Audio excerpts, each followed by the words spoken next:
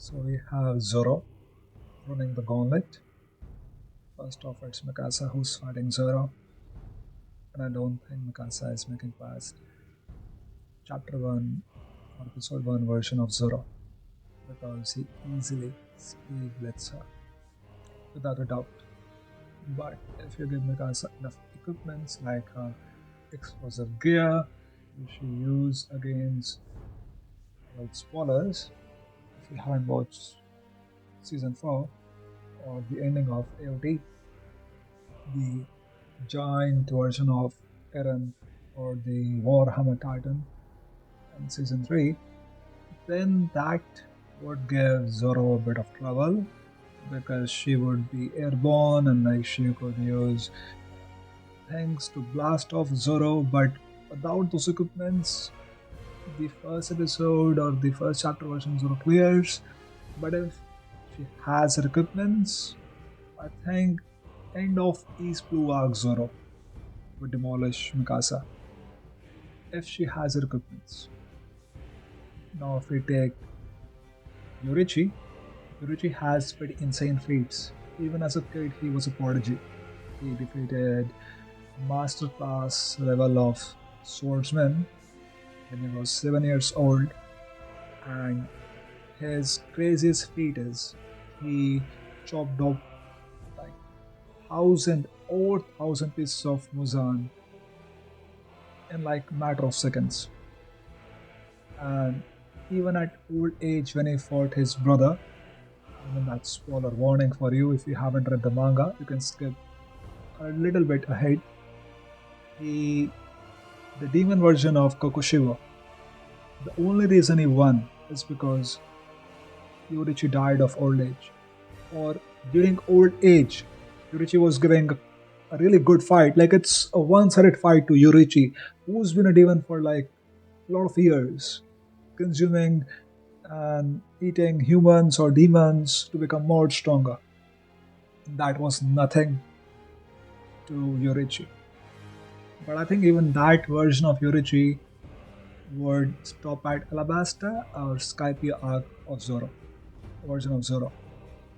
Because end of Alabasta arc Zoro has some pretty insane feats. And if you're taking Skypia arc Zoro, well, he's not making past that. But in this picture we have a really strong version of Zoro, unlike I'm going off track to give these characters an easy version of Zoro. Now, when you talk about guards, he is a really strong character. Like he has the knowledge of swordsmanship. He knows self-defense. He has fought godly beings. Really strong. Like he scales near Urza, but I think like even with the armor or all the skill set he has in his hands, he would not make it past then Bark Zoro, I guess, because that version of Zoro is like insanely overpowered. Like because it's got 4 to 7 arc version of Zoro and like 12 arc version of Zoro. Anything past that, if you go to Sumit Borak, that's like crazy. Because in Freshman arcs, Zoro is like insanely overpowered. So we stop right there. Urza can walk over Zoro in the older arcs, but she probably stops at Dressrosa or Freshman arc Zoro. Like I think like Dressrosa arc is where Urza would stop at. But Gintoki is kind of weak than Urza in like some ways. So he probably like stops at Urza, walks over Gintoki, but he does not make it past then Kenpachi. Like Kenpachi is like way too much. He defeated Grammy, a guy who can imagine things and like make it like real. Like the amount of things Grammy could do. And like he still died. And Kenpachi is like gonna slice through anything. And we are not gonna take Saber, okay? Saber is like a goddamn overkill to Zoro. Even if One Piece ends, he is not scaling above than Kenpachi or getting anywhere near than Seba.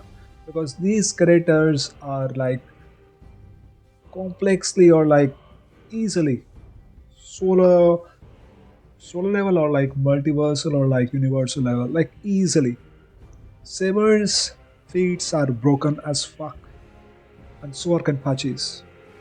And I would say Kenpachi is way stronger than Saber, but that's for another video.